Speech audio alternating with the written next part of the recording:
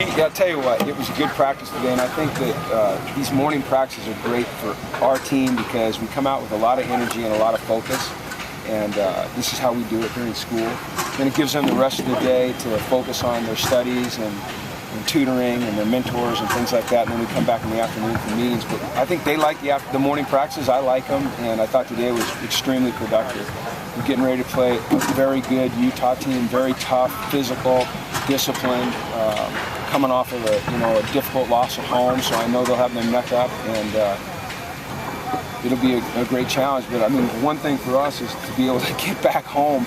3 of our 4 games have been on the road, and the one game we did have at home, we had the largest crowd and opening day crowd in years at UCLA. I expect there'll be a great crowd again on Saturday night at 7:30, and that's fun for us. We draw off their energy, and we love playing at home. So great opponent, great venue, great crowd. Should be a great night. How have you seen Travis Wilson improve since last year? I know he hasn't thrown any interceptions. Yeah. Well, I've always had a lot of respect for him. Just think he's a solid, smart quarterback who, for a taller guy, and you might think he's gangly, but he can still run, and they do run him effectively. He looks like he's making great decisions. He has confidence in the offense. Every time you play a game, you gain that experience and you gain confidence. And anytime you go into a place like the Big House in Michigan and you get a win, that's going to do wonders for your psyche, I think, as a team. Not that I understand where they are or what they're doing, but just my perception would be it would really help you. Anthony Jefferson obviously had a pretty good game last week.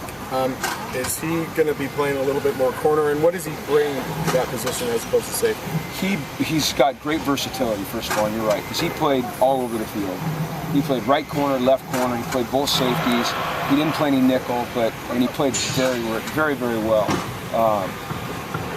At corner, he brings size. He's long, he's got long arms, he's got height, he's got reach. He knows how to play the ball in the air. When we get bigger receivers, it's nice to put him out there and he can get his hands on him and bump and run. I think he's got his speed back. You guys saw him in high school. I didn't. What I've been told is he was a heck of a player in high school, and then he had the injury issues. And I mean, to his credit, the way he's fought through all that and come back, and the way he's playing last year and this year, it's awesome, man. You love to see it. And just his versatility is huge for us. Huge. Are guys going to keep moving around in the secondary depending on maybe what you see from offenses, if you want a more settled combination there? That's a great question. I think that we have to evaluate that every week. We do have some versatile players, though. Ishmael's a versatile player, and we just talked about AJ, he's a versatile player. And Jaleel, even though he's young, he has some versatility. You got to be a little more careful with him because you don't want to ask him to do too much.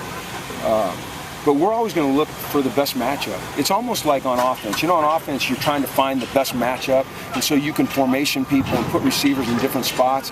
We're trying to do a little bit of that on defense in the secondary, and get the best matchups and help guys out. So, I mean, we don't want to overdo it because you want some continuity, but those guys, they're the ones that we're moving around, they're experienced enough to handle it and do well.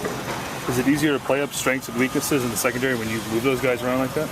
It is if they're the right kinds of guys. If they're smart, versatile players that understand the scheme, and those guys do.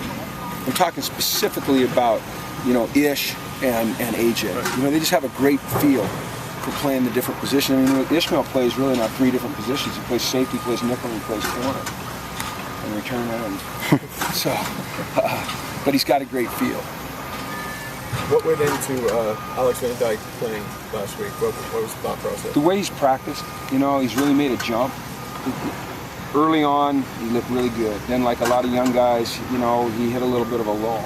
Things catch up to him. So he thought, we're going to redshirt him. And then all of a sudden he spiked again. And he looks like a guy that can help us. And I like his height. I love the way he works. He's a good blocker. He's smart. And we're going to continue to work him into the rotation. He's a good football player. What attack Chris McKinley show you last week? A lot of speed.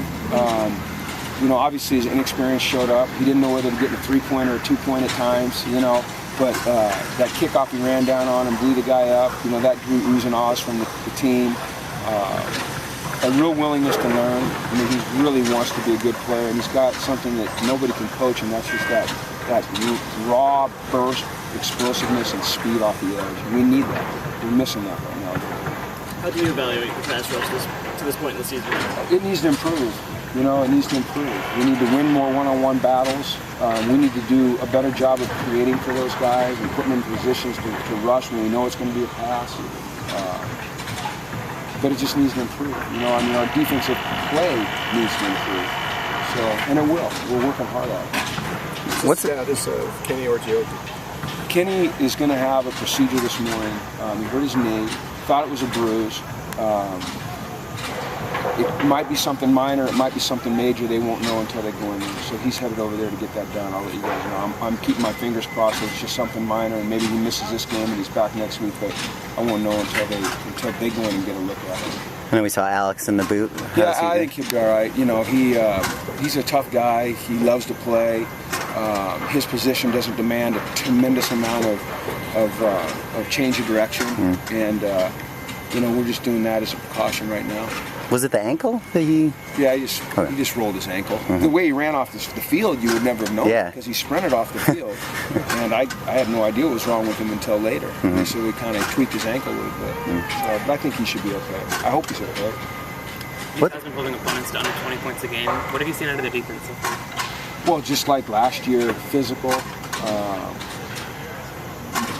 discipline, tackle well, cover well, you know, good scheme. Pretty simple, but they do what they do very well.